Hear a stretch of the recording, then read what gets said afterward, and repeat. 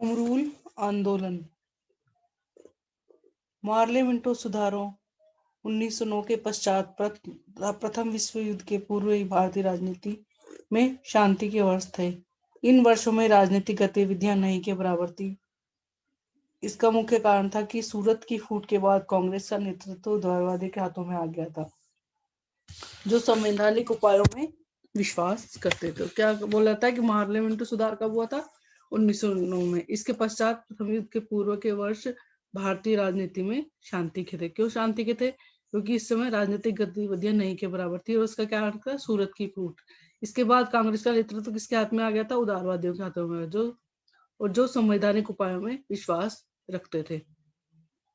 उग्रवादी नेतृत्वहीन थे। बाल गंगाधर तिलक जेल में थे। अरविंद घोष ने राजनीतिक जीवन से संन्यास ले लिया था। अरविंद घोष ने राजनीतिक जीवन से संन्यास ले लिया था। ठीक है, उसके बाद क्या हुआ? इसके अतिरिक्त लॉर्ड हॉर्डिंग्स की शासन सुधार की नीति, बंगाल विभाजन रद्द किया जाना, दिल्ली को राजधानी बनाना, प्रांतीय स्वायत्तता का समर्थन करना था आदि के फलस्वरूप देश में निष्प्राण उदासीनता का वातावरण छाया हुआ था तथा संपूर्ण राष्ट्र निराशा के गहन अंधकार में डूबा हुआ था। किंतु राष्ट्र के भाग्य क्षितिज पर उषा की किरण दिखाई दे रही थी। 6 वर्षों की नजरबंदी काटकर बाल गंगाधर तिलक 1914 ईस्वी में पुनः वापस आ गए और उन्होंने निष्प्राण उदासीनता में प्राण फूंक दिए। 1914 में प्रथम विश्व युद्ध आरंभ हो गया।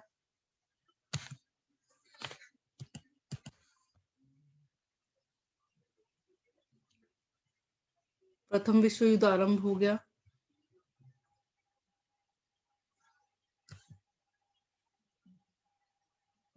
इन क्रांतिकारी गतिविधियों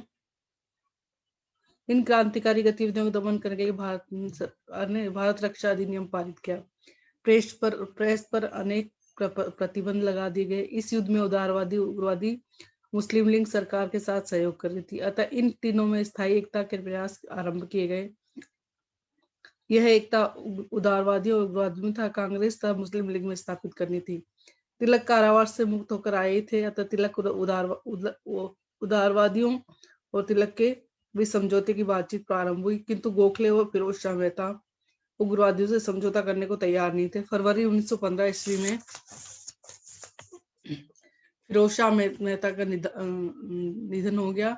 तब सितंबर 1915 ईस्वी में श्रीमती एनी बेसेंट के प्रयत्न से उदारवादी उग्रवादियों में मेल करवा दिया गया। इसके बाद भारतीय नेताओं की मांग सरकार यह घोषणा करे कि युद्ध की समाप्ति के बाद भारत में वैसा ही सरकार स्थापित कर दी जाएगी जैसी अन्य उपनिवेशों में। किंतु ब्रिटिश सरकार इस बारे में चुप रही, अतः भारतीय नेताओं को इस चुप्पी पर कुछ संदेह हुआ। इसलिए विवश होकर भारतीयों ने होम रूल आंदोलन चलाया। होम रूल आंदोलन के क्या क्या कारण रहे हैं? तो जब अब प्रश्न ये आता है कि ब्रिटिश सरकार उदार नीतियों को अवलंबन कर रही थी, बंगाल विभाजन रद्द कर दिया गया था, वह अपने प्रांतीय स्वायत्तता के विचारों का समर्थन कर रहे थे, तब ऐसे कौन से कारण थे जिनके कारण भारतीयों को होम रूल आंदोलन चलाने के लिए विवश होना पड़ा? तो इसके कारण क्या क्या बताया जाता है? अपर्याप्त सुधार। भारत सचिव लॉर्ड मार्ले भारत में संसदात्मक प्रणाली स्थापित करना चाहते थे, किंतु उग्रवादियों और क्रांतिकारियों की गतिविधियों को रोकने के लिए उदारवादियों को सरकार की ओर मिलाए रखना चाहता था। भारत का तत्कालिक वायसराय लॉर्ड मिंटो लॉर्ड मार्ले से भी अधिक प्रतिक्रियावादी था, किंतु भारत में राजनीतिक आंदोलन जोर पकड़ता जा रहा था। बंगाल विभाजन के विरुद्ध का आंदोलन ने क्रांतिकारी रूप धारण कर लिया था। ऐसी परिस्थिति में भारत में कुछ सुधार करना आवश्यक हो गया था, अतः लॉर्ड मार्ले ने लॉर्ड मिंटो से बातचीत करके 1909 में एक सुधार अधिनियम पारित करवाया, जिसे मार्ले मिंटो सुधार कहते हैं। इस अधिनियम में क्या था? इस अधिनियम के द्वारा केंद्रीय तथा प्रांतीय धारा सभाओं के सदस्यों की संख्या, उसके अधिकारों में कुछ वृद्धि की गई। गैर सरकारी सदस्यों की संख्या में वृद्धि की गई। निर्वाचन का सिद्धांत भी एक सीमा तक स्वीकार किया गया, किंतु इस अधिनियम द्वारा पहली बार सांप्रदायिक निर्वाचन प्रणाली प्रारंभ कर दी गई। निर्वाचन क्षेत्रों को 4 भागों में बांटा गया: सामान्य, जमींदारों, चैम्बर ऑफ कॉमर्स, मुसलमानों के लिए। इस प्रकार मुसलमानों को पृथक निर्वाचन का अधिकार देकर साम्राज्यवादियों ने पाकिस्तान का बीजारोपण कर दिया। इस अपर्याप्त एवं सांप्रदायिक से दूषित सुधारों से कोई भी प्रश्न नहीं हुआ। हाँ, अलीगढ़ विचारधारा के मुसलमान जिनसे आग्रह किया गया था कि वे अपने अवश्य प्रश्न होंगे। इससे कांग्रेस के उदारवादियों को बड़ी निराशा हुई, अतः राष्ट्रवादी नेता कोई भी प्रभावशाली कदम उठाने की सोचने लगे। दूसरा था सरकारी दमन के विरुद्ध प्रतिक्रिया।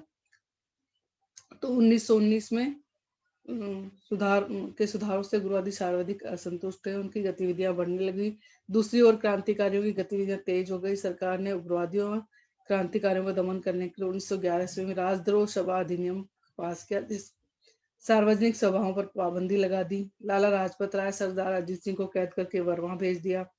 बंगाल में बंग बंग आंदोलन भी जोरों पर था। वायसराय लॉर्ड हार्डिंग ने कलकत्ता के बजाय दिल्ली को ब्रिटिश राजधानी बनाने का निश्चय किया, क्योंकि अंग्रेज सरकार के लिए कलकत्ता खतरनाक जगह थी। प्रथम विश्व युद्ध का प्रभाव। प्रथम विश्व युद्ध में शामिल होने के समय ब्रिटिश सरकार ने घोषणा की थी कि वह युद्ध जर्मनी के विरुद्ध लोकतंत्र की रक्षा के लिए लड़ा जा रहा है। लोकतंत्र की रक्षा के लिए भारत से भी सहयोग मांगा गया। कांग्रेसी नेताओं ने ब्रिटिश सरकार की हर संभव तरीके से सहायता की। वे अंग्रेजी साम्राज्य की घटनाओं से लाभ उठाना नहीं चाहते थे।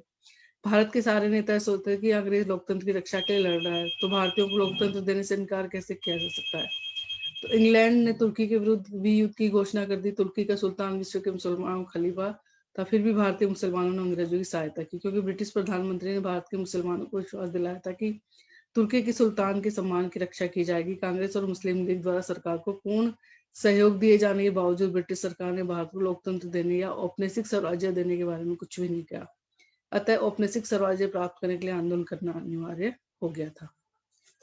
अंतिम है उदारवादियों और उग्रवादियों में एकता। तो 1914 में तिलक कारावास से मुक्त होकर आए, तब उदारवादियों उग्रवादियों में समझौते की बातचीत प्रारंभ हुई। गोखले और फिर की मृत्यु के बाद दिसंबर 1915 में श्रीमती एनी बेसेंट के प्रयत्नों से कांग्रेस के संविधान में कुछ संशोधन करके उग्रवादियों उदारवादियों में पुनः मेल करवाया गया। इस प्रकार अब कांग्रेस पहले से अधिक शक्तिशाली हो गई थी। इन परिस्थितियों में कांग्रेसी नेताओं ने ब्रिटिश सरकार से मांग की सरकार घोषणा करे कि युद्ध के बाद भारत में वैसी सरकार स्थापित कर दी जाए जैसी अन्य उपनिवेशों में है।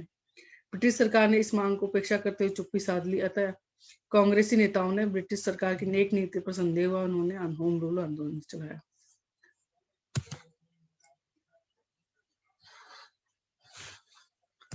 होम रूल लीग की स्थापना। श्रीमती एनी बेसेंट भारत के राष्ट्रीय आंदोलन के इतिहास में एक ऐसा अवसर आया जबकि देश को राजनीतिक नेतृत्व देने वाला कोई नहीं था। यह अवसर उस समय आया जब यूरोप के अधिकांश देश विश्व युद्ध के महायज्ञ में आहुति दे रहे थे। इस समय गोखले फिरोज शाह मेहता का देहांत हो चुका था। दादा भाई नौरोजी था, सुरेंद्रनाथ बनर्जी आदि नेता वृद्ध हो चुके थे। उनमें इतनी क्षमता नहीं थी कि देश को कुशल नेतृत्व दे सके। अतः नेतृत्वहीन दिशा में भारतीय जनता किसी उपयुक्त नेता की तलाश में थी। और पट्टाभी सीता रमैया ने लिखा है कि यह थी दशा 1911 ईस्वी में भारत की, जिसके प्रकार कोई ध्यान नहीं देता था, जिससे अपने लिए एक नेता ढूंढने की आवश्यकता थी। और ठीक इसी समय में देश का नेतृत्व करने के लिए श्रीमती एनी बेसेंट आगे आई। श्रीमती एनी बेसेंट आयरलैंड की रहने वाली थी। वह उत्कृष्ट वक्ता थी। भारत में थियोसोफिकल सोसाइटी के अध्यक्ष के इतिहास से काफी प्रसिद्ध हो चुकी थी। वह भारत की सभ्यता और संस्कृति में अगाध विश्वास रखती थी। भारत के जनजीवन के मार्मिक पहलू को स्पर्श करने में पूरी सफल हुई। एक विदेशी महिला होते हुए उसकी भावना में इतने रंग दे कि उसे देश की मिट्टी के साथ आत्मसात होना है। वह देश की उच्च आध्यात्मिक, नैतिक, गौरवपूर्ण, मानवीय परंपराओं से अत्यधिक प्रभावित थी। भारत को अपनी मातृभूमि समझने लगी, इसलिए आयरलैंड को छोड़कर भारत में बस गई। 1913 ईस्वी में इंग्लैंड गई। उस समय देश आयरलैंड में स्वतंत्रता के लिए उग्र आंदोलन चल रहा था। आयरिश नेता रेडमोंड के नेतृत्व में आयरलैंड में होम रूल लीग की स्थापना की, जो वैधानिक और शांतिपूर्ण तरीके से गृह शासन या स्वराज्य प्राप्त करना चाहती थी। श्रीमती एनी बेसेंट ने इस विचारधारा का अध्ययन करके अपना मार्ग निश्चित कर लिया। इस समय देश में क्रांतिकारी सक्रिय थे, उग्रवादी कांग्रेस से अलग हो गए थे। इसलिए श्रीमती एनी बेसेंट ने उग्रवादियों को पुनः कांग्रेस में शामिल करके आयरलैंड की भांति गृह शासन आंदोलन या होम रूल आंदोलन का सूत्रपात करना चाहती थी। 1908 से 1914 के बीच कई बार इंग्लैंड गई, अपने लक्ष्यों का प्रचार किया, किंतु इंग्लैंड में से कोई सफलता नहीं मिली। भारत लौटकर 1914 ईस्वी में कांग्रेस में शामिल हो गई। श्रीमती बेसेंट का राष्ट्रीय आंदोलन में प्रवेश पुराने खिलाड़ी की भांति हुआ। भारत को वैसा ही स्वराज्य होम रूल दिलाना चाहती थी जैसा कि ब्रिटिश साम्राज्य के दूसरे उपनिवेशों को प्राप्त था। उनका कहना था बुद्धि दूरदर्शिता का तकाजा है। ब्रिटिश सरकार भारत को होम रूल देकर संतुष्ट करे।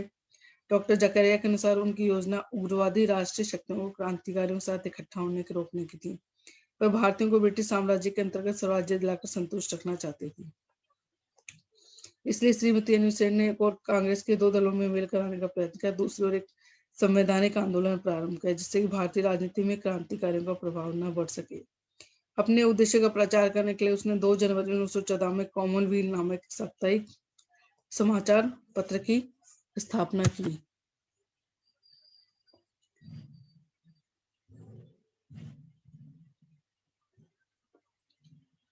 साप्ताहिक समाचार पत्र की स्थापना की। इसके 6 महीने बाद मद्रास स्टैंडर्ड नामक अंग्रेजी दैनिक को लेकर उनका नाम न्यू इंडिया रख दिया गया। इन समाचार पत्रों के द्वारा सरकार और जनता दोनों को जागृत करने लगी। अपने उद्देश्यों पर प्रकाश डालते हुए श्रीमती अनिल सेन ने कॉमनवेल्थ के प्रथम अंक में लिखा कि राजनीतिक सुधारों से हमारा अभिप्राय ग्राम पंचायतों से लेकर जिला बोर्डों, नगर पालिकाओं, प्रांतीय विधानसभाओं, राष्ट्रीय संसद, स्वराज्य कायम करना है।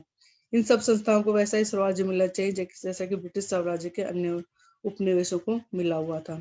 यदि ब्रिटिश संसद अन्य उपनिवेशों के प्रतिनिधि लाए जाए तो भारत को वहां प्रतिनिधि भेजने का अधिकार है।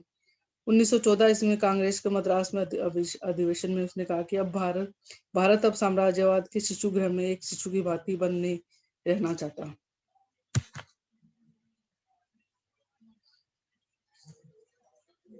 श्रीमती अनिल सेन ने स्पष्ट शब्दों में कहा, भारत में राजभक्ति के बदले पुरस्कार की बहुत बात हो, लेकिन भारत स्वतंत्रता कुछ अधिकारों के लिए अपने पुत्रों और पुत्रियों के रक्त आंसुओं से अंग्रेजों के साथ सौदेबाजी नहीं करता। 1914 में लोकमान्य तिलक पूना वापस आ गए। इसे राष्ट्रीय विचारधारा में नवजीवन आ गया। दिसंबर 1915 में श्रीमती अनिल सेन ने कांग्रेस से होम रूल के संबंध में एक योजना बनाने को कहा, किंतु 1 सितंबर 1916 तक कोई योजना न बन सकी। इधर कारावास से बाहर आकर तिलक आराम से नहीं बैठे। उन्होंने दिसंबर 1915 इसमें पूना, मध्य प्रांत और मुंबई के राष्ट्रवादियों की सभा बुलाई और इसकी एक समिति ने अप्रैल 1916 में बेलगांव प्रांतीय कांग्रेस के अवसर पर इंडियन होम रूल की स्थापना की। श्रीमती अनिल सेन तिलक के जीवन दर्शन से अत्यधिक प्रभावित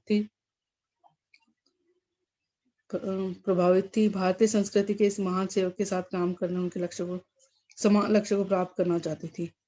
अतः कांग्रेस ने होम रूल के संबंध में कोई योजना नहीं बनाई। तब स्वयं श्रीमती अनिल सेन ने सितंबर 1916 से मद्रास के गोखले हॉल में होम रूल लीग की स्थापना की।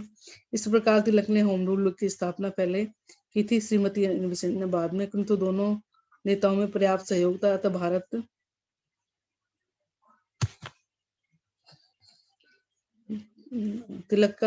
अतः दोनों नेताओं में बहुत पर्याप्त सहयोग। अतः भारत में होम रूल आंदोलन चलाने का श्रीमती अनिल सेन और तिलक दोनों को दिया जाता है। तिलक का कार्य क्षेत्र महाराष्ट्र और मध्य भारत था, जबकि शेष भारत में आंदोलन चलाने का श्रेय किसका था?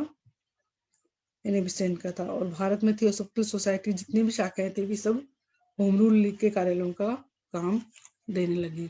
तो ये होम रूल लीग की स्थापना इस तरह से हुई। इसके बाद हम इसके उद्देश्य अगले वीडियो में बताए जाएंगे।